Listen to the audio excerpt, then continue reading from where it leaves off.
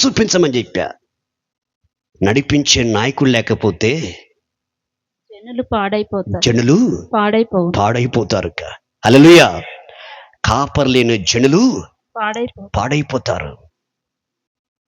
ఇప్పుడు నన్ను చూసి పక్కకిపోతున్నారు, సైడ్ని పోతున్నారు. ఇంకా కారణం ఏంటంటే నేను నీకు చెబుతున్న యొక్క మాట, నేను నమ్ముకున్న దేవుడి గురించి నాకు బాగా తెలుసుకున్నా, సరి చేసుకుంటున్నా, దేవునితో కలిసి నడుస్తున్నా, ఆయన దగ్గర తల ఉంచిన, చనిపోతూ నీ కోసం చనిపోతా, బ్రతుకుతో నీ కోసం అవుతా, నాకు నేర్చుకుంటా. హల్లెలూయా.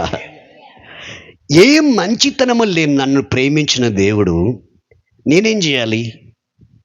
అదే ప్రేమను చూపించాలి, అదే ప్రేమ కలిగి ఉండాలి. చాలా ప్రాంతాలలో, చెంచల ప్రాంతాల్లో సామాన్యంగా ఎన్ని రోజులు భార్య తాగిందంటే భర్త తాగాల్సిందే, భర్త ఇద్దరు భార్యలు తాగంటే పిల్లలు తాగాల్సిందే చెప్పాడు కదా. 10 సంవత్సరాల వయసు పిల్లకి నోట్లో వాళ్ళు వద్దన్నగానే వంగబెట్టిపోతారు ఏంటి నోట్లో. అటువంటి పరిస్థితి వాళ్ళకి. ఒక పిల్ల దాగొచ్చింది, వచ్చి ఇదిగో పాస్టరు బలంటుందా పిల్ల, పాస్టరు నేను చెట్టు ఎక్కుతా, చెట్టు మించి దూకుతా, నన్ను కాపాడమను దేవుడు అండి ఎక్కని చెప్పినాక నేను చెట్టు కింద కూర్చున్నా. ఎట్టినావు మే, నువ్వు తాగినావు, నువ్వు పరిశుద్ధంగా ఉంటే కాపాడుతున్నావు, కానీ పరిశుద్ధం లేకుండా నీకు ఇష్టం వచ్చినట్టుగా దాగి చెట్టు ఎక్కుతా అంటే నేను కాబట్టుకుని నీ మొగుడుగా పట్టుకోడు అని చెప్పినాక. హల్లెలూయా. ఆ పిల్ల పైనుంచి పడి దూకింది, తాగింది కదా, దూకింది, గెడ్లో పడింది పోయి. ఇక్క లేదు చూసు, నీ దేవుడు గొప్పడు, నాకేం గల అంటుంది. ఇక్క నేనైతే ఆ మాట చెప్పలా, వచ్చి బాప్తిస్మం నాకు యేసు ప్రభు కావాలని. ఇంకా హల్లెలూయా, హల్లెలూయా. ఇంకొక పారిస్ట్ అయినా నాతో అన్నాడు, ఇక్క నువ్వు చాలా తరచుగా వస్తున్నావు అడవిలోకి, నీ మీద కేసేస్తా అన్నాడు. తప్పు చూసి కేసేసుకోమని చెప్పి, నేను ఏమైనా చెంచుల పిల్లలనైనా చెంచుల దగ్గర అడ్డం పెట్టుకుని ఏదన్నా ఉడు మాంసం, జింక మాంసం, ఆ మాంసం, ఈ మాంసం తింటే పైపు చేస్తావు కదా, తాగిన పట్టుకుంటావు కదా, అదే నా కడుపులోకి. నేను తిన్నా అంటే కేసేసుకోమని చెప్పినాక పోయి జైల్లో కూర్చుంటా, జైల్లో కూర్చున్న వరకు కూర్చుని ఆడగానే వాళ్ళని మార్చేస్తాను చెప్పినాక. హల్లెలూయా. నేను ఎటు పోయినా నాకు మేలే. ఎందుకు జైలుకు పోవాలి, వాకింగ్ చెప్పాలంటే వాళ్ళు రానిరు, ఇట్టయితే పోవచ్చుగా అని ఈ రీతిలో చెబితే ఆయన ఒకరోజు చూసిండు, 2 రోజులు చూసి 3 రోజులు చూసిండు, లాస్ట్కి ఆయనకు ఒక మంచి సలహా ఇచ్చినాడు. ఇక నాకు దేవుడు తెలుసయ్యా, నువ్వు ఏమంటావో చూద్దామని నేను అలా బెదిరించినాను, కానీ తరచుగా నువ్వు గుడెలకు చెంచుల మహిళలకు సువార్త ప్రకటించాలంటే ఒక సొసైటీ అంటే ఒక మినిస్టర్ రిజిస్ట్రేషన్ చేయమాడక ఆయన సలహా ఇచ్చాడు. సంపుతాన వ్యక్తి, జైలు వేస్తాన వ్యక్తి ఆయన సలహా ఇచ్చాడు. ఇక సలహా ఇస్తే మంచిగా హోటల్ తీసుకెళ్ళి మటన్ బిర్యానీ పెట్టేసి పంపించినాక. హల్లెలూయా. ఈరోజు భారతదేశంలో ఏ రాష్ట్రం అడుగుపెట్టినా, రాజమండ్రి సెంటర్లో జైలు అడుగుపెట్టి సువార్త ప్రకటించినా కానీ దేవుడు నాకు సహాయము చేసినాడు. ఇక హల్లెలూయా. ఎందుకు ఈ రాత్రికాలం నీకు చెబుతున్నానంటే, నువ్వు నమ్ముకున్న దేవుడు నీతిమంతుడు, నువ్వు నమ్ముకున్న దేవుడు పరిశుద్ధుడు, నువ్వు నమ్ముకున్న దేవుడు సత్యవంతుడు, నువ్వు నమ్ముకున్న దేవుడు న్యాయవంతుడు.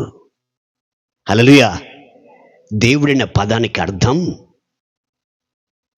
దేవుడనే వ్యక్తి, దేవుడు అనే పదానికి అర్థం నీతిమంతుడై ఉండాలి, పరిశుద్ధుడై ఉండాలి, సత్యవంతుడై ఉండాలి, న్యాయవంతుడై ఉండాలి, యథార్థవంతుడై ఉండాలి. ఈ 5 లక్షణాలు ఉన్నవాడే దేవుడు. హల్లెలూయా, హల్లెలూయా. ఆలోచించండి. ఈ యొక్క రాత్రి కాలమందు ఒకసారి నీ జీవితాన్ని పరిశీలించాలి. ఇక్కడ యెషయా 45వ అధ్యాయము 18వ వచనం కాంచి 19వ వచనం చూడుకునే మాటలు. యెషయా ఆకాశములకు సృష్టికర్తయగు యెహోవాయే దేవుడు. ఆకాశములకు సృష్టికర్తయగు యెహోవాయే దేవుడు. ఆయన భూమిని కలుగజేసి దాన్ని సిద్ధపరిచి స్థిరపరచెను. నిరాకారంగా ఉన్నట్లు ఆయన దాన్ని సృజింపలేదు. నివాస స్థలము అగునట్టుగా దాన్ని సృజించెను. ఆయన సెలవిచ్చినదేమనగా యెహోవాను నేనే, మరి ఏ దేవుడును లేడు. అంధకార దేశములోని మరుగైన చోటున నేను మాట్లాడలేదు. మాయా స్వరూపుడనైనట్లు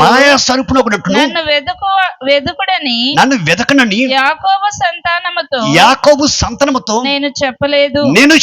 నేను న్యాయమైన సంగతులను చెప్పువాడను. యథార్థమైన సంగతులను తెలియచేవాడను. యెహోవాను నేనే.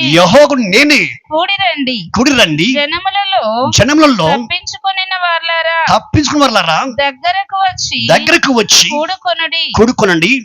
తమ కొయ్య విగ్రహమును చాలు. ఇంకా ఇక్కడ దేవుని యొక్క వాక్యం ఏముంటుంది? నేను న్యాయమంతుడును, యథార్థమంతుడిని. సీక్రెట్లో ఉండి ఎక్కడో సాట్ నుండి నేను చెప్పట్లేదు. ధైర్యంగా నేను నీతో ముఖాముఖిగా మాట్లాడుతున్నాను. దేవుడే చెబుతున్న యొక్క మాటలు ఇక్కడ ఆలోచించండి. ఇంత దేవుని యొక్క ఆయన యొక్క విధానం ఏంటో ఆయన ఎటువంటి వాడో తెలుసుకున్న తర్వాత తప్పులు చేస్తామా?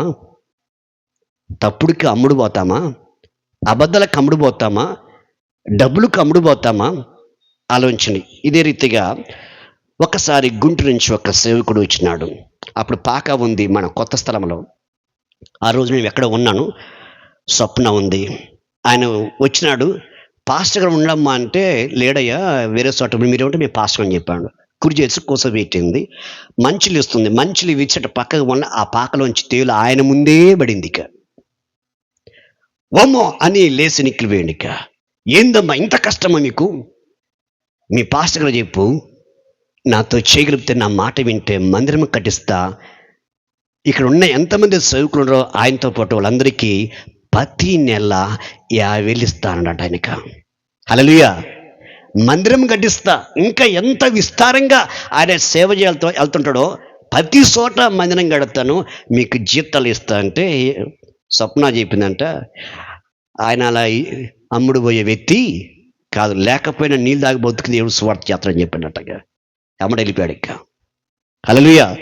ఇట్లా ఈ రీతిగా 27 సంవత్సరాలు ఇప్పుడు సేవలోకి వచ్చి, ఒక్కరోజు 2 రోజులు కాదు, నేను వెళుతున్న పరిచర్లో సేవలో ఎంతోమంది వచ్చే సేవకులు మా మినిస్ట్రీలో కలుగు, మా సంస్థలో కలుగు, మీకు అది సహాయం చేస్తాం, ఇది సహాయం చేస్తామంటే చెప్పిన ఇస్కరియోత యేసు ప్రభువుని 30 నాళ్ళకు అమ్ముకున్నాడు. ఆయనకి నాకు తేడా ఏమీ లేదు. బ్రతుకుతే మంచిగా బ్రతుకుతా, ఉన్న నాలుగు దేవుడి కోసం నమ్మకంగా జీవిస్తా, సువార్త ప్రకటిస్తా అని చెప్పినాక అమ్ముడు పోనని చెప్పినాక. హల్లెలూయా. ఆ రీతిగా ఉన్నందుకు ఇంత కష్టపడుతున్నాం. దేవుడు చూస్తున్నా ఎక్కడో ఉండు కదా, ఆయన చూస్తుండా డబ్బులు మంచిగా మా భార్య పేరు మీద అకౌంట్లో పొలాలు కొని పిల్లలకి, నాకు, మా అమ్మకి, అందరికీ సూపర్గా చేయొచ్చు కదా. ఆ చేస్తే దేవుడి గురించి ఒక్కరోజు కానీ రోసంగా చెప్పలేను. నువ్వు వస్తే, కష్టాలు వస్తే దేవుడి గురించి పరిచయం చేయలేను. కడుపు నిండా ఉంది కదా, సమృద్ధి ఉంది కదా, నాకేం కష్టం అని చెప్పని పక్కకు తొలిగేవాని కదా. అందుకే శ్రమ వెనక మేలు ఉంటుంది. మనిషికి సుఖం ఉండకూడదు, శ్రమే ఉండాలి. ఎందుకు? మనము దేవుణ్ణి కలిగి బ్రతకాలంటే అనుదినము మనము దేవుడి చేత పోషింపబడుతున్నప్పుడు దేవుని ఎదుట బ్రతకడానికి వీలవుతుంది. కాబట్టి నాకు ఇలా వెళ్తే అలా వెళ్తే నాకు శ్రమ పోతే, కష్టాలు పోతే నేను మంచిగా బ్రతకచ్చు. ఎందుకు ఆ బ్రతుకు? పంది బతుకుతుంది, కుక్కలు బతుకుతున్నాయి. అలాంటి బ్రతుకు మనకు అవసరమా?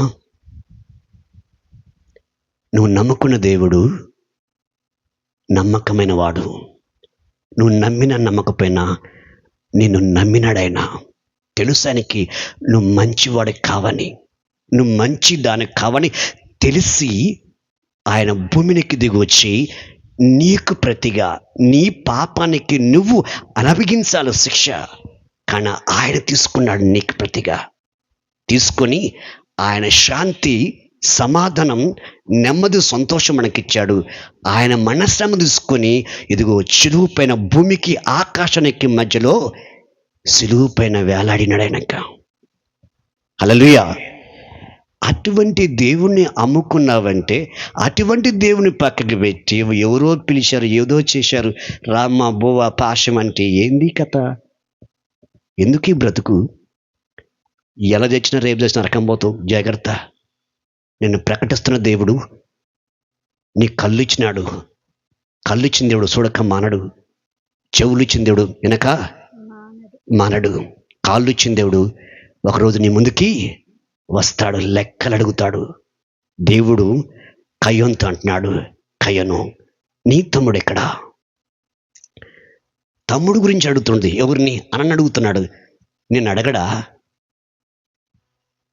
తన తమ్ముని గురించి అడుగుతుంటే ఏమంటుండే గర్వంగా, నా తమ్ముడికి నేను కావిలివానంటే, నీ తమ్ముని యొక్క రక్తం భూమిన ఒలికించబడింది నీ చేతుల ద్వారా మొరపెడుతుంది. నీ తమ్ముని యొక్క రక్తాన్ని బట్టి నువ్వు దేశ దిమరవై తిరుగుగా కనడక. హల్లెలూయా. ఈ రోజు నువ్వు కష్టాల్లో, బాధల్లో, సమస్యలో ఉన్నావంటే ఏదో ఒక మనిషి ఏడుపు, ఏదో ఒక మనిషి యొక్క కన్నీరు అది నీకు శాపంగా మారింది. జాగ్రత్త.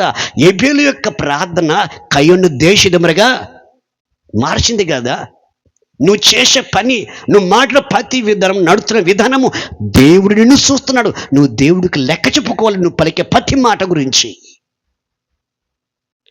నువ్వు నమ్మిన నమ్మకపోయినా ఆయన నీ కొరకు నమ్మకంగా నీ ఎదుటి నిలబడి ఉన్నాడు. ఇంకా ఎప్పుడైనా ఇలాగ రేపటి నా కుమారుడు వస్తాడు, నా కుమార్తె వస్తా, పెరిగిపోయిన కుమారుడు గురించి తండ్రి ఎదురు చూసినట్టుగా నీ కోసం ఎదురు చూస్తున్నాయన. నువ్వు రక్షణ పొంది ఆయన రక్షణ పొందుకొని ఆ రక్షణ తాకడ పెట్టి నీ ఇష్టసరంగా బ్రతుకుతున్నా ఆయన చూస్తున్నాడు. నా కుమారుడు వస్తాడు, నా కుమార్తె వస్తుంది. నీ బిడ్డల కోసం ఎదురు చూపులతో కన్నీటితో మిగిలినట్టుగా ఆయన నీ కోసం కన్నీటితో మిగిలినాడు. నా కుమారుడు, నా కుమార్తె తెలుసుకుంటుంది, వస్తాడు అని రెక్కలో చేసి దాపి ప్రయాసపడి భారం మూసుకుంటున్న సమస్త జనుల మీ నా వద్దకి రండని పిలుస్తున్నాడు కదా. మీ అమ్మ పిలిచిద్దా? మీ నాన్న పిలుస్తాడా? కట్టుకున్నవాడు, కట్టుకున్నామా పిలుస్తుందా? కట్టుకున్నవాడు అన్నీ బాగా చూస్తేనే నా మొగుడు మంచివాడు. అది కట్టుకున్నామా మంచి చక్కగా ఉండి తనకి నచ్చినట్టుగా ఉంటే నా భార్య చాలా మంచిది అంటాడు. ఏమాత్రం పట్టాలు తప్పిందా నీకు దిక్కుగా ఉండదు ఇక. హల్లెలూయా, హల్లెలూయా. అందుకే దేవాతి దేవుడు చూద్దాం ఇక్కడ ద్విపదేశకాండం 10వ అధ్యాయము 12 నుంచి 20 వచనంలో, 12 నుంచి 20 వచనం ద్విపదేశకాండం. హల్లెలూయా. 10, 12 నుంచి 20 వచనం వరకు 10వ అధ్యాయము ద్విపదేశకాండం 10వ అధ్యాయం 12 నుంచి 20 వచనం వరకు. కాబట్టి ఇశ్రాయేలును నీ దేవుడైన యెహోవాకు భయపడి, నీ దేవుడైన యెహోవాకు భయపడి ఆయన మార్గములన్నిటిలో నడుచుచు, ఆయన మార్గముల అన్నిటిలో నడుస్తూ ఆయనను ప్రేమించి నీ దేవుడైన యెహోవాను నీ నీ పూర్ణ మనస్సుతోను నీ పూర్ణ మనసుతోను నీ పూర్ణ ఆత్మతోను నీ పూర్ణ ఆత్మతోను సేవించి నీ మేలు కొరకు నేడు నేను నిన్ను నేను నీకు ఆజ్ఞాపించు యెహోవా ఆజ్ఞలను కట్టడలను అనుసరించి నడుచుకునేలా నడుచుకొందునను మాట కాక ఆ, నీ దేవుడైన యెహోవా ఆ, నిన్ను మరి ఏమి అడుగుచున్నాడు? ఆ, చూడుము, ఆ. ఆకాశము ఆకాశమును మహాకాశము మహా ఆకాశమును భూమియు భూమియు అందున్నదంతయు అందున్నదంతయు నీ దేవుడైన యెహోవావే. నీ దేవుని యెహోవాయే. అయితే అయితే యెహోవా నీ పితరులను యెహోవా నీ పితరులను ప్రేమించి ప్రేమించి వారి యందు వారి యందును ఆనందపడి ఆనందపడి సమస్త జనములలో సమస్త జనములలో వారి సంతానమైన మిమ్మును వారి సంతతి మిమ్మలను నేటి వలె నేటి వల్లే ఏర్పరచుకొనెను. వేరుపరచుకును.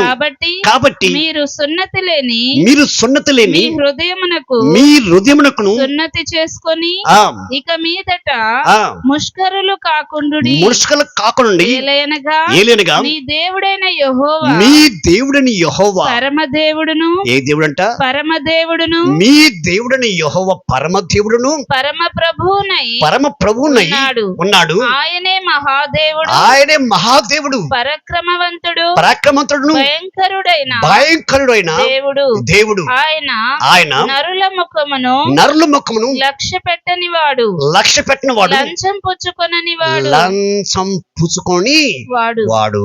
హల్లెలూయా, హల్లెలూయా, హల్లెలూయా. హల్లెలూయా. మనుషులు ముఖము ఏంటిది? లక్ష్య పెట్టడు. మనుషుల దగ్గర లంచం తీసుకొని వాడు కాడైన. మరి నువ్వేం చేస్తున్నావు? 10 రూపాయలు ఎత్తా, రూపాయి ఎత్తా, 100 రూపాయలు ఎత్తా, నాకు ఎకరం ఫుల్గా బండాలి. ఏం బండాలి? మామూలుగా బండేది 35-40 ఎకరాలు, 40 క్వింటాలు, 50 క్వింటాల బండాలి. ప్రభువా, పండితే నీకు 100 రూపాయలు, నీకు 50 క్వింటాల బండి వేయింది, నాకు 100 రూపాయలు ఇటువేంది? సగం సగం ఇవ్వాలి కదా. కౌలు ఏంటిది? మన మామూలుగా కౌలు తీసుకుంటే సగం సగం ఉంటుంది కదా. పాలు ఇద్దరు చేసుకుంటే, ఇద్దరు కలిసి చేసుకుంటే, ఇంకా లేదు కౌలుకి ఇచ్చుకుంటే ఏంటి? 10 ఇస్తాం కదా, లేదా 10 ఇస్తాం కదా. 100 ఏంది, 1 బత్త ఏంది? మరి అన్నీ ఆయన ఇవ్వాలి. పైనుంచి వర్షం పంపాలి, భూమి సారం ఇవ్వాలి, తెగులు రాకుండా కాపాడాలి, అన్నీ ఆయన చేయాలి. లాస్ట్కి 100 రూపాయలు ఎత్తా. ఎక్కడ న్యాయము? నీ భక్తిలో, నీ ప్రార్థనలో నువ్వు ఇచ్చిన మాటలో ఏమైనా న్యాయం ఉందా? హల్లెలూయా. మన ఈ మధ్య 2 నెలల క్రితం ఒక ఆయన ప్లీజ్ తీసుకో, ప్లీజ్ తీసుకో అంటాడు. ఇంకా ఏంటిదయ్యా అన్నాడు. డబ్బులు దేనికయ్యా అన్నాడు. ఇంకా కానుక ఏంది? ఎంఆర్ఓ దగ్గర, ఈఆర్ఓ దగ్గర, వాళ్ళ దగ్గర లంచం ఇచ్చి ఇస్తున్నావు, పోలీసు దగ్గర ఇచ్చినట్టు. అసలు నువ్వు ఎందుకు ఇస్తున్నావు? ఎందుకు ఇవ్వాలనుకుంటున్నావు? లే దేవుడు, మీరు ప్రార్థన చేస్తే దేవుడు మేలు చేసిను, తీసుకో అన్న సాకుని ఎత్తాడు. పిచ్చోడా, ఇట్లా కాదు నువ్వు ఇచ్చేది. కార్యం చేసిన దేవుడు, నిన్ను రక్షించిన దేవుడు, నిన్ను కాపాడుకున్న దేవుడు, ఆయన సన్నిధిలోకి వచ్చి ప్రార్థన చేసినావు కాబట్టి కానుక పెట్టి వేసుకురా నాయన. అది నువ్వు దేవుడికి ఇచ్చినట్టు. నువ్వు దేవుడు మందిరానికి వచ్చి మన చేతిలో పెడుతున్నావేంది? మనిషి మంచివాడు ఎప్పుడు కాడు.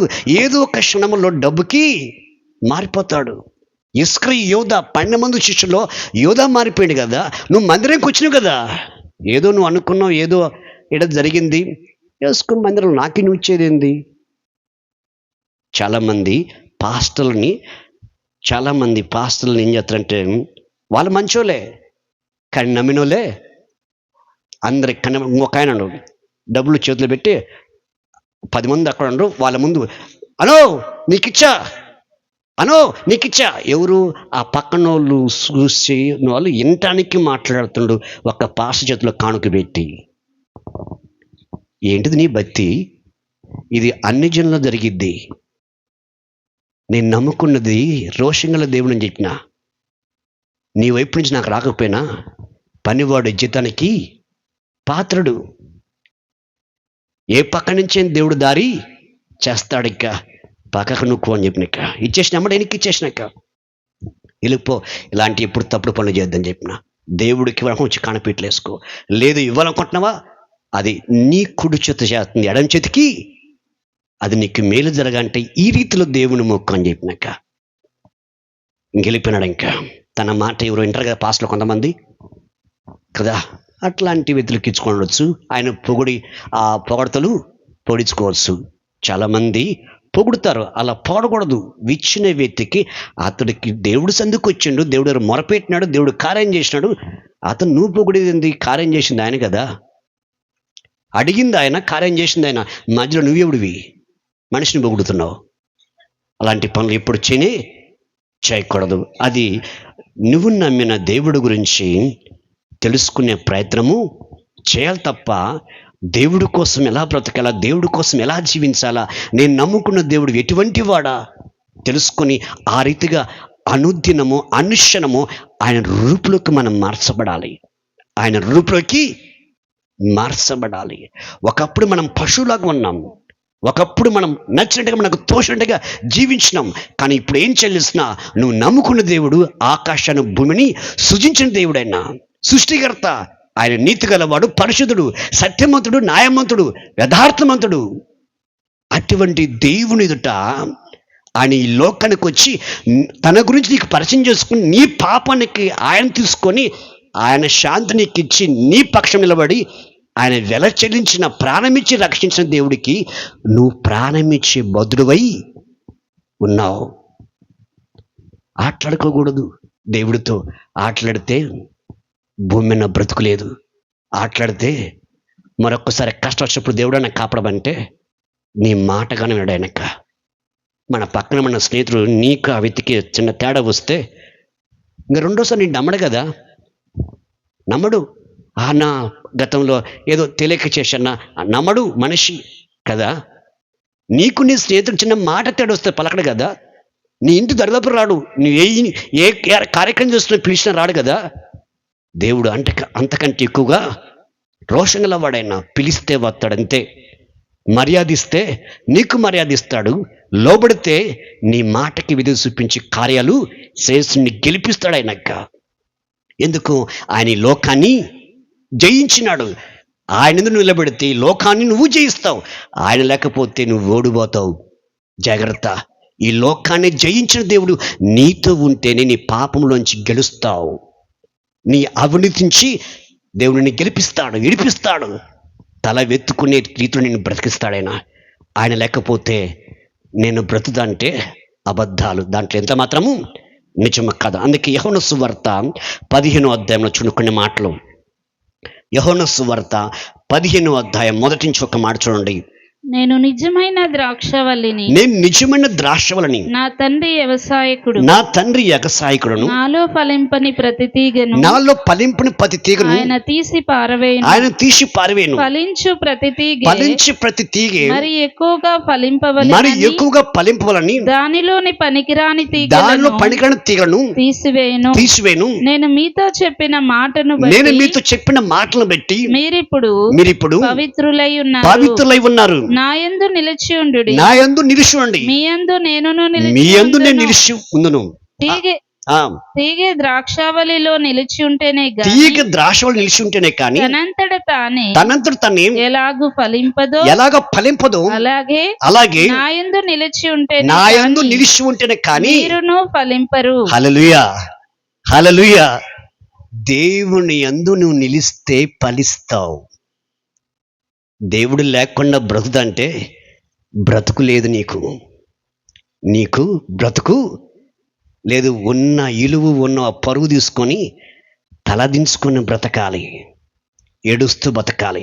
కానీ జాగ్రత్త, నువ్వు నమ్మిన దేవుడు నీతిపరుడు, పరిశుద్ధుడు, సత్యమంతుడు, న్యాయమంతుడు, యథార్థమంతుడు.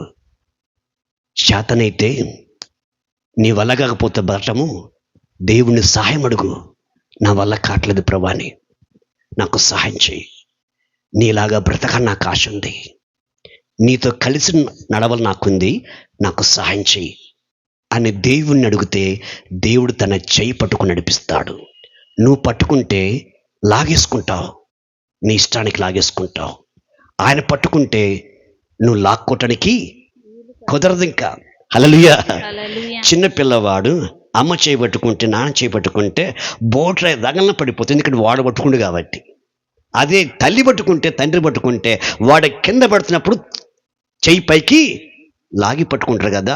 అలాగనే నువ్వు నమ్మిన దేవుడితో చెప్పు, నీ బలహీనత ఏందో, నీ తిరుగుబాటుతనం ఏందో, నీ పాపం ఏందో, నీ ఎటువంటి స్థితిలో ఉన్నవో చెప్పు.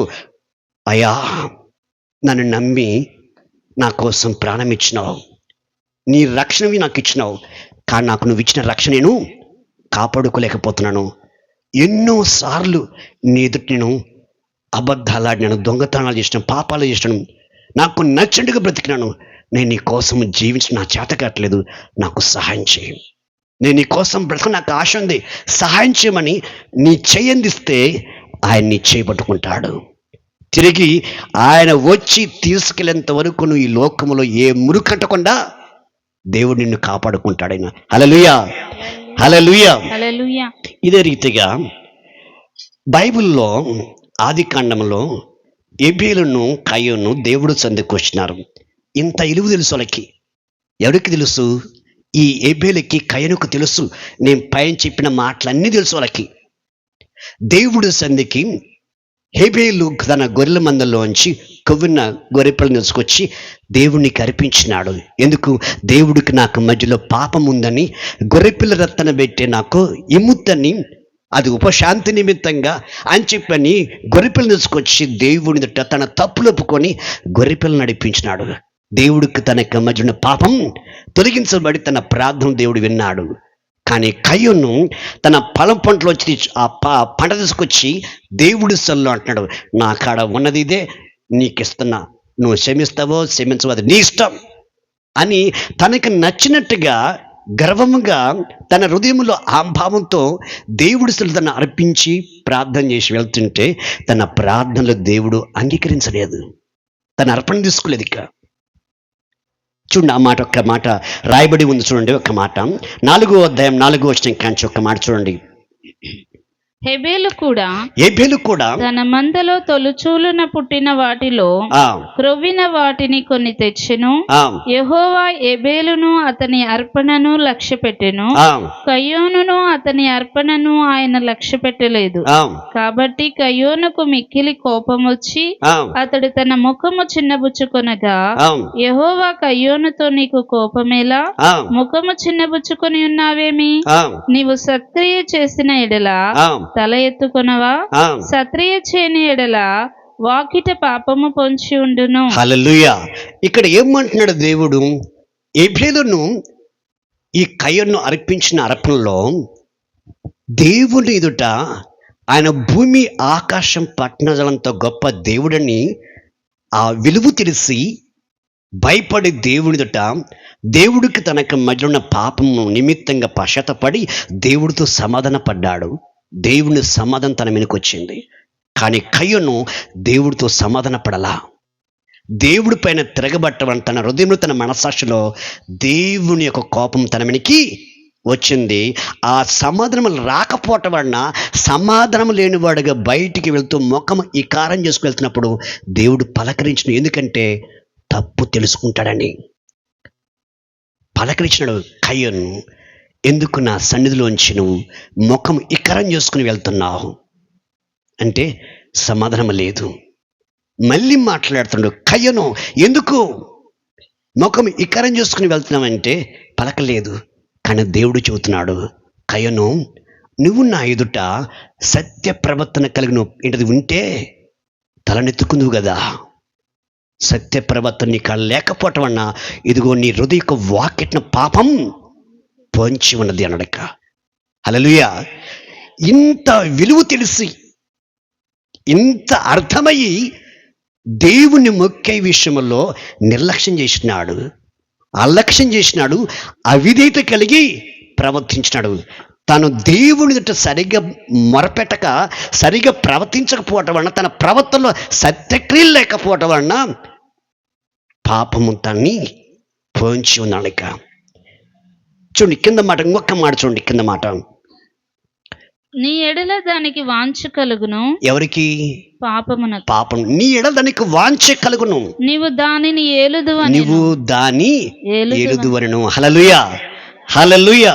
దేవుడికి సంబంధించిన ఒక్క లక్షణం కానీ నీకు లేకపోతే, నువ్వు దేవుణ్ణి ప్రేమించకపోతే, దేవుని ఎదుట నీతిగా పరిశుద్ధంగా యథార్థంగా న్యాయంగా లేకపోతే పాపానికి సోటవుతుంది. ఇక నీలో ఒక పాపం వస్తుంది. ఇక నువ్వు రమ్మన్నా రమ్మన్న అయింది, వద్దన్నా లేకపోతే ఇంకొకలాగా చెప్పినా కారణం ఏంటిది?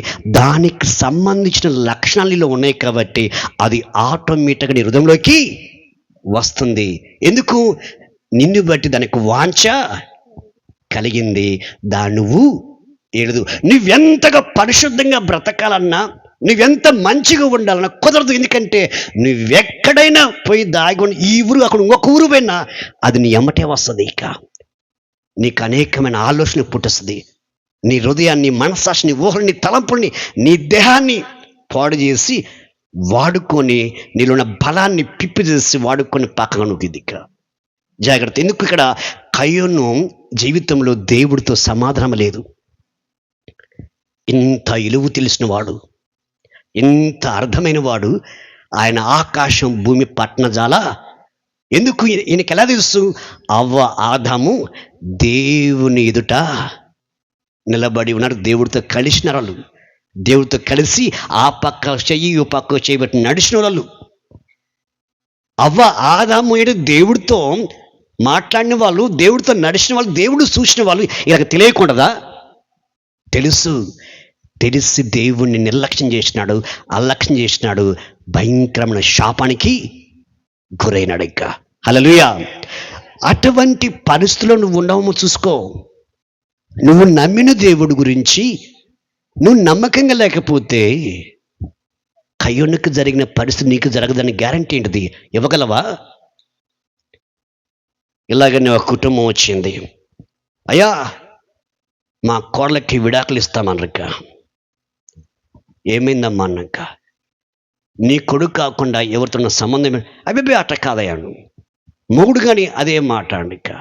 ఏమైందయ్యా, నీ భార్య ఏమన్నా పొరపాటు? లేదన్నా, అలాంటి వ్యక్తి కాదండి. మరి ఎందుకు ఇస్తా అంటున్నావు అనిక. లేదు, పిల్లలు గర్భం ధరించిన తర్వాత పిల్లలు పుడుతున్నారు, చచ్చిపోతున్నారు, గర్భంలోనే ఏంటది పాడైపోతుంది, ఇదని చెప్పుకొచ్చారు. ఇంకా చెప్పిన ఇప్పుడు ఆమె పేరు నీ ఇంటి మీద పేరు మీదా లేకపోతే వాళ్ళ అమ్మ ఇంటి పేరు మీద అడిగింది. ఇంకా మా ఇంటి పేరు మీద. నీ ఇంటి పేరు మీద నీ భార్య ఉంటే సమస్య నీది, ఆమెది కాదని చెప్పినాక. హల్లెలూయా. కారణం ఏంటది? దేవుని ఎదుట మీరు సరిగా లేరు. దేవుడి మాట వినండి, లోబడండి, రక్షణ పొందండి, దేవుని కార్యం చూస్తారని ఇదే మాట గట్టికి చెబితే తిరిగి వచ్చిన అత్త మామ భర్త దేవుని నెమ్మరు దేవుడు తన కుమార్ని ఇచ్చినాడు. ఇంకా హల్లెలూయా. ఎందుకు ఈ మాట చెబుతున్నా అంటే, దేవునికి అసాధ్యమైనది ఏది? ఎప్పుడు నువ్వు నమ్మకంగా ఉంటే, ఆయన ఎదుట నమ్మకంగా జీవిస్తే, నువ్వు ప్రార్థిస్తే ఖచ్చితంగా వింటాడు. ఆయన ఖచ్చితంగా వింటాడు. దేవుడు సహాయము చేస్తాడు. అలాగే ఇంకొక విషయంలో ఆదికాండలో వాంఛ కలుగును అనే మాట ఇక్కడ కయ్యోను బట్టి పాపానికి ఏమొచ్చింది? వాంఛ. అంటే కయ్యోను అంటే ఇష్టపడింది. ఎందుకు? కయ్యోను జీవితంలో దేవుడు లేడు. కయ్యోనులో దేవుడికి సంబంధించిన లక్షణం లేకపోవటం వలన, సాతానికి సంబంధించిన లక్షణం ఉండటం వలన దానికి వాంఛ కలిగింది. ఇక హల్లెలూయా. నువ్వు అక్కడ పారిపోయిన ఏమంటే వస్తుంది. ఎందుకు? నువ్వంటే దానికి చాలా ఇష్టం. అదే యవ్వనస్తులు, ప్రియతమా నువ్వంటే నాకు చాలా ఇష్టం అంటారు చూడు, అంటారా? పాపం ఏముంటుంది? ప్రియురాలా, ప్రియుడా, నువ్వు లేదు నేను బతకలేను, ఉండలేను అని చెప్పింది. అది పాపం. మనిషిగా నీతో చెప్పేది పాపం చెబుతుంది. నువ్వు అనుకుంటున్నావు, అబ్బా అబ్బాయి బాగుండా, అమ్మాయి బాగుండు. కాదు, నువ్వు దేవుణ్ణి ఎదుట తొలుగుతున్నావంటే పాపము నీలో ఉండి దాని కోరికలు తీర్చుకుంటుంది. నిన్ను అడ్డం పెట్టుకొని కోరికలు తీర్చుకుంటుంది. పశువులాగా నిన్ను మార్చేస్తుంది. మనిషి స్థానము పోగొట్టుకుంటున్నావు, దేవుని పోలిక పోగొట్టుకుంటున్నావు. హల్లెలూయా. అలాగనే 3వ అధ్యాయం 16వ వచనంలో, ఆదికాండం 3వ అధ్యాయము, ఆయన స్త్రీతో నీ ప్రయాసమును నీ గర్భవేదనను నేను మిక్కిలి హెచ్చించెదను. వేదనతో పిల్లల కందువు. నీ భర్త ఎడల నీకు వాంఛ కలుగును. ఏం కలుగును? వాంఛ. హల్లెలూయా. హల్లెలూయా. మా ఊర్లో ఒక ఆమె ఉంది. భర్త రోకల మనిషి కొట్టినా వాడు పిచ్చోడు. ఆ పిచ్చోడు ఏమంటాడు? నా దేవుడు భర్త అంటదామా. నా భర్త దేవుడు రోకలబడించుకుని కాళ్ళను కొట్టినా, కాళ్ళు చెతగొట్టినా, ముఖం పలగొట్టినా నా భర్త అంటే ఏదనుకుంటున్నావు? మధ్యలో మనం పిచ్చోలు వింటే వాడు దద్దుంటేమో ఏడుతుంటుంది. ఇక ఏందమ్మా ఈ పరిస్థితి? ఎన్నోసార్లు వచ్చింది. భర్త తంతుంటే ఆ దెబ్బలు తట్టుకోలేకపోతే అప్పుడు పూరి గుడిచింది మంది. ఏంటిది, మన ఇంటి వాకిలి జానమెలుతూ వాకిలి అప్పుడు డోర్ ఉంది మాట. అన్నా నన్ను కాపాడు, అన్నా నన్ను కాపాడు. ఏడగాప్పుడు నువ్వేమో తాడి చెట్టులాగా ఉంటే నా ఇలా పొట్టుకుండే ఏడ దేశ పెట్టాలి నువ్వు? అదేం తడక దీపం పెడితే తడక నుంచి బయట చూస్తే లోపల కనబడిద్దేమా. చిన్న మెట్టు 4 గోతల ఒడ్లు ఉంటాయి. ఈ ఒడ్లు ఏడ దాకుంటే తలకాయ పైన ఉండదానికి ఏడగా బిడాలి నిన్ను. అంత చేసిన మళ్ళీ అంత అయిపోయినాక అను మా ఆయన అన్నం తినడం లేదు. నేను దాచిపెట్టిన పిచ్చోడిని, ఎర్రోడిని. ఇక్కడ ఏముంటుంది బైబిల్? శాపం ఇది. నీ భర్త పెట్టి నీకు వాంఛ కలగని. ఇక్కడ కయ్యంతో ఏమంటుంది? దేవుడు ఏమన్నాడు? పాపం అతని హృదయం వాకిడు అంటే దానికి ఈ కయ్యను బట్టి దానికి వాంఛ పాపం బట్టి కయ్యోనికి నిమిత్తంగా పాపానికి వాంఛ కలిగిందంట. ఇక్కడ స్త్రీ ఏం చెప్తున్నారు? భర్త పెట్టి తనకి వాంఛ కలిగింది. ఏంటిది ఇది? పాడైంది ఎవరం? హల్లెలూయా. నా మాటలు మీకు అర్థమవుతున్నాయా? అన్న ఇప్పుడు దాకా బాగా ఇప్పుడు ఏదాన్ని మాట చెబుతున్నా, మనిషి కథ చెబుతున్నా, మనిషి తెలివి చెబుతున్నాను, మనిషి బుద్ధి చెబుతున్నాను. ఇక మనిషి ఎటువంటి స్థితిలో ఉన్నాడో, వీలైతే తన భర్త ఎన్ని తప్పులు చేస్తాను దేవుడు విడిచిపెట్టుకొని దేవుని అమ్ముకోవడానికి సిద్ధపడతాడు. కానీ తను నిలబడి తన కుటుంబాన్ని కట్టుకునే పరిస్థితి ఏ స్త్రీకి లేదు, ఏ పురుషునికి కనబట్ల. నాకు దేవుడి కోసం నిలబడు. నువ్వు నిలబడితే దేవుడు నీ కోసం నిలబడతాడు. నువ్వు ఆయన మాట వింటే దేవుడు నీ మాట వింటాడు. నీ భర్త అయినా నీ భార్య అయినా ఎంత రాకాశన, ఎంత భయంకరంగా చెడిపోయినా సరే దేవుడు మార్చు. ఈరోజు నీ భర్త మారలేంటే నీ బుద్ధి సరిగి లేదు, నీ ప్రవర్తన సరిగి లేదు. నీ భార్య మాడపోవడం కారణం అదే. మా భార్య గురించి చెబుతా నీకు చిన్న ఒక మాట. అన్న వద్దని చెబుతా ఒక మాట చెబుతా. నేను సేవకుని, మా భార్య దేవుని నమ్మనామ యేసు ప్రభువుని నమ్ముకున్న కొత్తలో విశ్వాసం ఉన్నప్పుడు మా అక్క కూతురే ఎవరో కాదు, మా నాన్న మా అమ్మ అయ్యా అక్క కూతురు చేసుకోమని పెళ్లి చేశారు. ఇక పెళ్లి చేసిన 3 సంవత్సరాలకి సేవలోకి వచ్చినాక ఇంకా తప్పదుగా. నేను ఇక సేవలోకి వచ్చినాక నేమన్నా మా నాన్నతో ఏమన్నాను, నాన్న ఇప్పుడు సేవకుని ఆ అమ్మాయి దేవుణ్ణి నమ్ముకోలేదు, ఇప్పుడు చేసుకుంటే చాలా కష్టమైందంటే, రేయ్ నువ్వు నన్నే మార్చినవరా, నీ భార్య మార్చుకుంటామని ఈ ఆలోచనతో నేను పెళ్లి చేసిన. నాకు పెళ్లి చేసిన తర్వాత రేయ్ నేను బ్రతుకున్నంత కాలం నువ్వు ఆ అమ్మాయిని పెళ్లి చేసుకుంటున్నా, మనవరాలు చేసుకుంటే పోయి ఇక్కడ కట్టలు చేస్తా, నీళ్ళు తెస్తా, అన్నీ నేనే చేస్తా. ఆడు పెళ్లి చేసుకున్న 2 సంవత్సరానికి ఏమో నా పెద్ద కొడుకు పుట్టిన తర్వాత చచ్చిపోయాడు. ఇంకా అప్పుడు ఈ అమ్మాయి ఉంటుంది, ఏ మామ కట్టలు ఏడున్నాయి, నీళ్ళు ఏడున్నాయి, ఇంకా రంకెలే వస్తుంది. 7 సముద్రాల నీళ్ళు అయిపోయింది సూతనికి చిన్నదే కానిక. హల్లెలూయా. ఎందుకు ఈ మాట చెబుతున్నా? ప్రతి ఇంట్లో ఉండదు ఆమె కాదు. నువ్వు మంచిగా బ్రతుకుదా అంటే తన ఆలోచన వేరే ఉంటుంది. ఎప్పుడైతే భార్య భర్తల మధ్యలో ఒక్క మనసు నిర్ధారణ కలిగి ఉంటారో అప్పుడు ఆ ఇల్లు ఇంగ్లీష్ ఉంటుంది. కానీ దేవుడిని మా కృపను పెట్టి ప్రార్థించడం, దేవుడు నా భార్యని చాలా మంచిగా మార్చేసిండి. ఈరోజు నా సేవలో మంచి సహకరిస్తుంది, చాలా మంచి అద్భుతంగా సేవ పరిచయంలో ముందుకు అడుగు ముందుకేస్తుంది. ఎందుకు ఈ మాట చెబుతున్నట్టే, మనం నిలబడితే దేవుని దట ఆయన మన పక్క నిలబడి కొమ్మల దగ్గర రాణైనా రాక్షసునైనా మార్చగలడు ఆయన. హల్లెలూయా. చెప్పే కదా, మమ్మ కోపం వస్తే వాళ్ళ మీద కోపం వచ్చిన వీళ్ళ మీద కొన్న ఈ పంత పడిపోద్ది. మమ్మే మరి నా భార్య పెద్ద లెక్క. హల్లెలూయా. అర్థమవుతుందయ్యా? ఇంకా జాలయ్య ముగించయ్యా, నీకు దండం పెడతాను.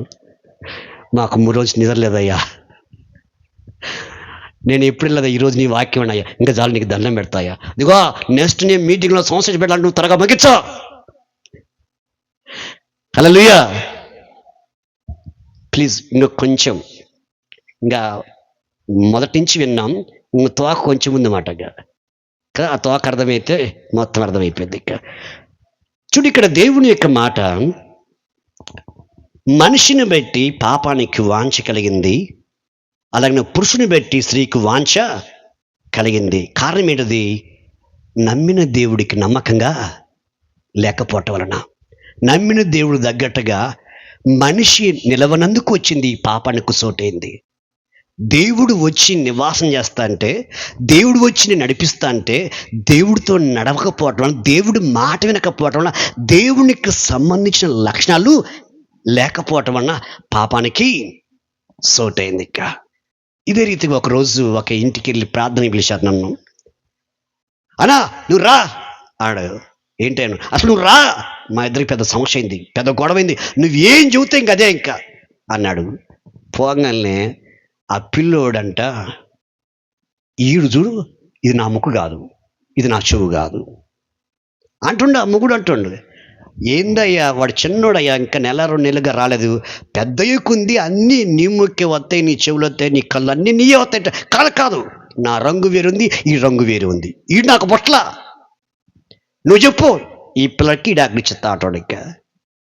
చూడండి, ఒక భార్య భర్తల కదలికలోని పుట్టే పిల్లలు ఆ భార్య మొక్కట్లన్నా భర్త మొక్కట్లేకపోతే ఎలాగ సమస్య వచ్చిందో, దేవుని పోలికను పోగొట్టుకుంటే, దేవుని స్వరూపం పోగొట్టుకుంటే, దేవుని మహిమను పోగొట్టుకుంటే సాతాను యొక్క స్వరూపంలోకి నువ్వు మారుతావు, సాతాను కుయుతులోకి వెళ్ళిపోతావు, సాతాను యొక్క మాయలోకి వెళ్ళిపోతావు. పూర్తిగా వాడు నిన్ను వశపరుచుకుంటాడు. ఇంకా నేను విడిపించే నాదుడే లేడు ఇంకా.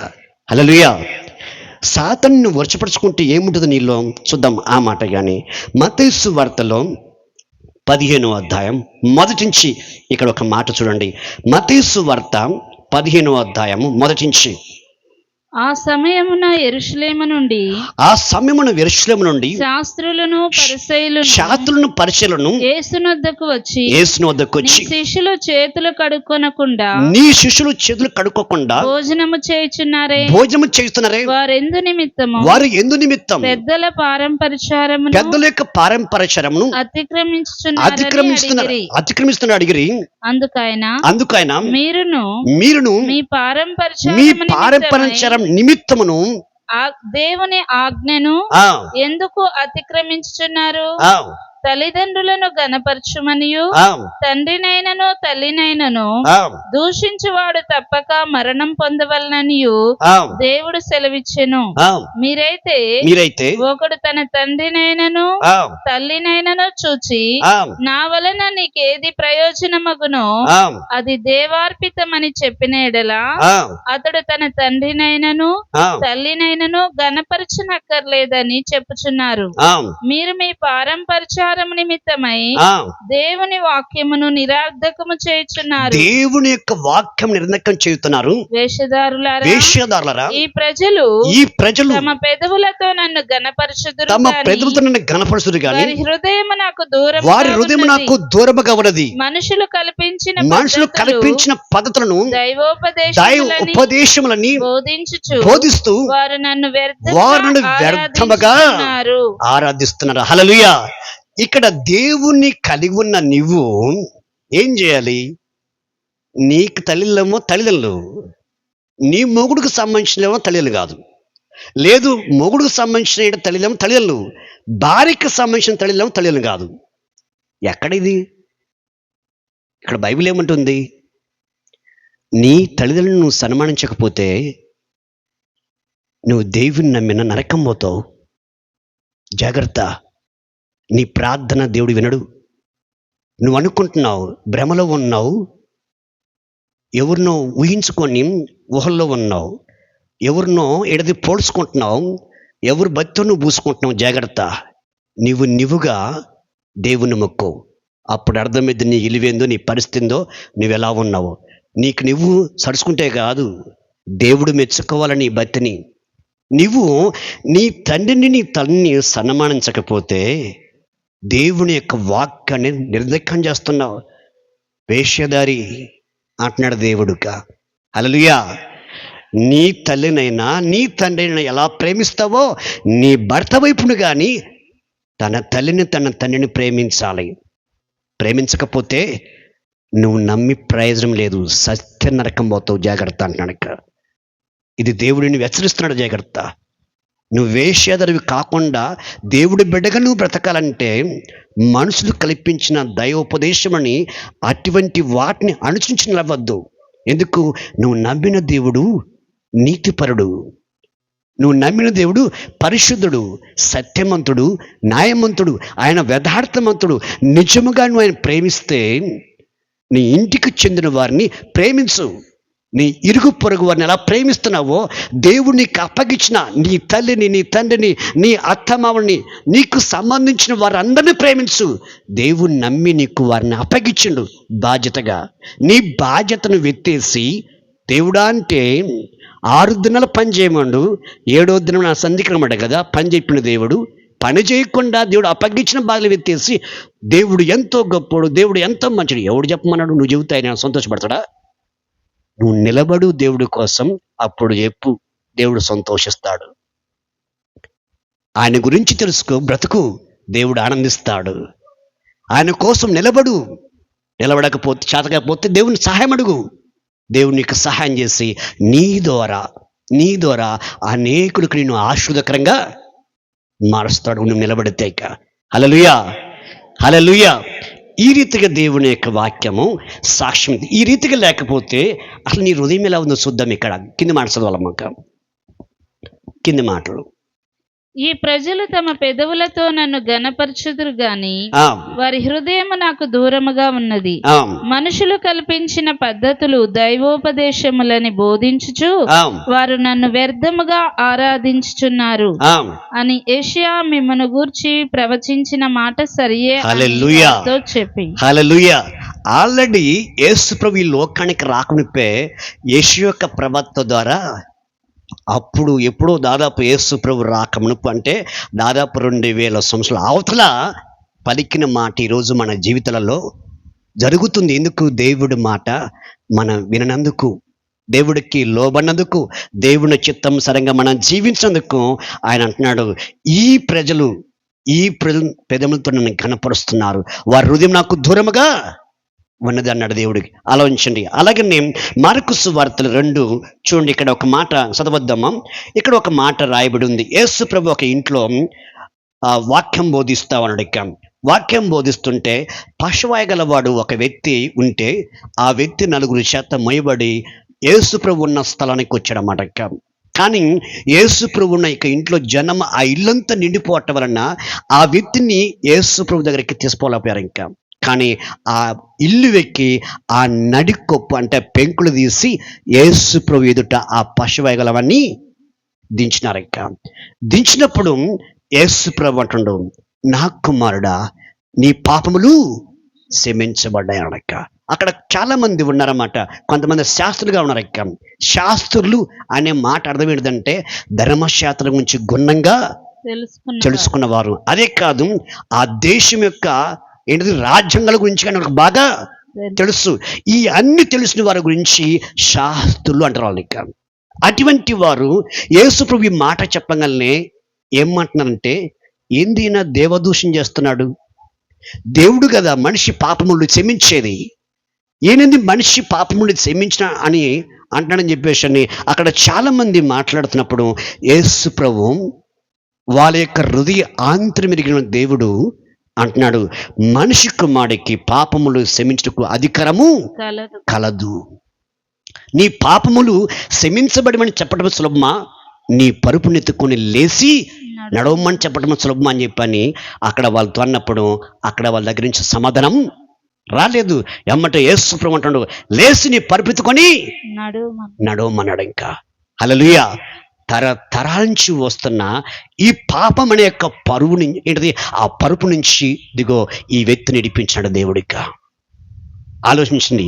యేసు ప్రభు నీ పాపములు, నీవెంత భయంకరమైన యొక్క పాపములో ఉన్నా, నీవెంత భయంకరమైన పరిస్థితులు ఉన్నా, నీ స్థితి, నీ పరిస్థితి దేవుడు సంధికి, అయ్యో నేను ఇంత ఘోరమైన పాపని, నన్ను ఎవరు క్షమించలేరు అని అనుకున్నా, ఇదిగో ఈ వ్యక్తిని క్షమించిన దేవుడు, ఈ వ్యక్తిని నడిపించిన దేవుడు నేను విడిపించడానికి ఆయన సమర్థుడని చెబుతున్నాడు. ఇక ఎందుకంటే ఆయన నీతిపరుడు, ఆయన పరిశుద్ధుడు, ఆయన సత్యమంతుడు, ఆయన న్యాయమంతుడు, ఆయన యథార్థమంతుడు.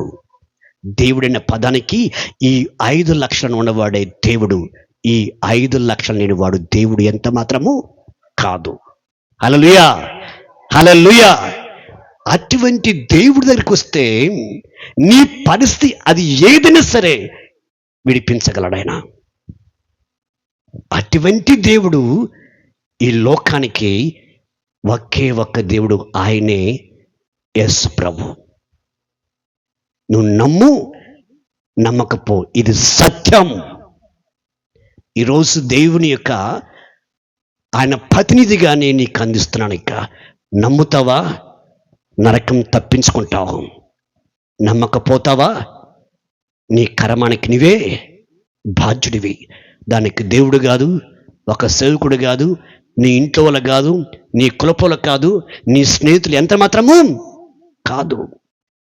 ఈ రాత్రికాలం ఒక్కసారి ఆలోచించి తీర్మానం చేసుకో.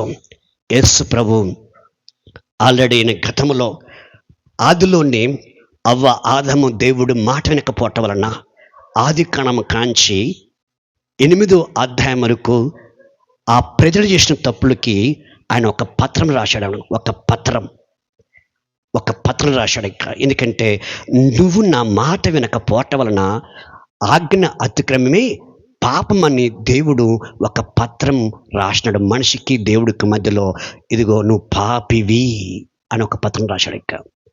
రాసిన దేవుడే ఆయన దేవుడిగా దిగుస్తే మనం కాలిపోతామని భూమిన్న ఆకాశానికి తొంగు చూసి, ఎవరైనా సరే నేను ఈ లోకానికి వెళ్ళడానికి, ఈ లోకంలో ప్రజలను దర్శించి వాళ్ళ పాపంలోంచి విడిపించి తిరిగి నా రాజ్యానికి తీసుకెళ్ళడానికి ఎవరైనా నీతిగా పరిశుద్ధులు ఎవరు ఉన్నారా అని దేవుడు చూస్తే, ఇది ఒక పేద కుటుంబంలో ఒక మరియా కనబడింది.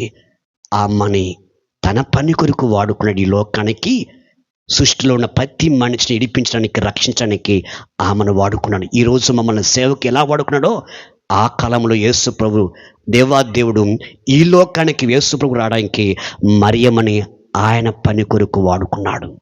ఆమె సేవకులే కానీ దేవుడు ఎంత మాత్రము కాడు. హల్లెలూయా, హల్లెలూయా.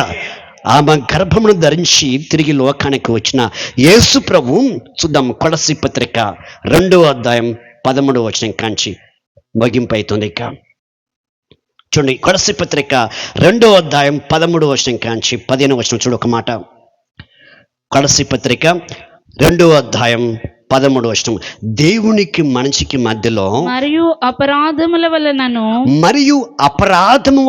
శరీరమందు సున్నతి పొందక ఉండుట వలనను మీరు మృతులై ఉండగా దేవుడు వ్రాతరూపకమైన ఆజ్ఞల వలన మన మీద రుణముగాను మనకు విరోధముగాను ఉండిన పత్రమును మేకులతో సిలువకు కొట్టి, మేకులతో సిలువతో కొట్టబడి దాని మీద చెయ్యి రాతతో తుడిచివేసి మనకి అడ్డము లేకుండా దాన్ని వెత్తివేసినాడు. హల్లెలూయా. మన అపరాధముల అన్నిటినీ క్షమించి ఆయనతో కూడా మిమ్మను